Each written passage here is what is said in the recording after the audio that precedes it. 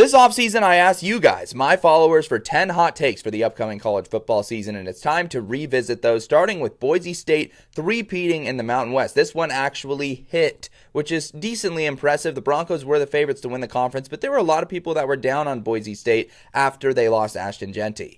Jeremiah Love finishes top 5 in Heisman voting. A 2-for-2 start by you guys. Pretty impressive. I remember I didn't necessarily love this take either because I thought they might manage his load a little bit more during this season after last year's late injury, but no, they just let it rip with him and he had a great year.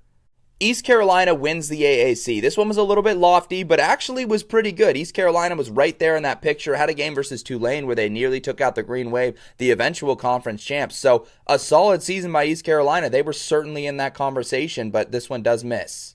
Florida State beats Bama in week 1. Whoever predicted this one might be an oracle. What a call. Florida State pulling off basically the upset of the season out of the gate, and this follower called it. We're off to a 3-for-4 start.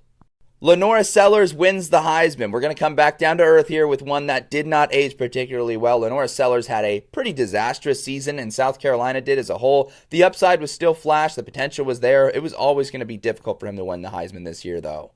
LSU plays elite defense this year. I'm going to say this one actually did hit. LSU played a really tough schedule in the SEC, and yet they finished top 15 in the country in points allowed per game, and their offense was terrible. So they had that working against them, but they still made a ton of plays and had some really impressive performances. Washington State goes 9-3 or better. This is going to be the third miss on this list. Jimmy Rogers and company end up going 6-6. They definitely had a path to going 9-3 and showed some potential, but it didn't end up happening. It was just going to be really difficult in year 1, and now Jimmy Rogers surprisingly is gone. Ohio State misses the college football playoff is going to be another miss for this hot take list. The Buckeyes weren't even close to missing the playoffs. They go undefeated in the regular season. They're the number 2 overall seed in the CFP, so this one, another miss. San Jose State makes the college football playoff. They don't even make a bowl game. They go 3-9. I saw the vision. I actually kind of liked this one because I saw the path to them winning the Mountain West. The Mountain West winner made the CFP the year prior, but it just wasn't meant to be. San Jose State was not good enough.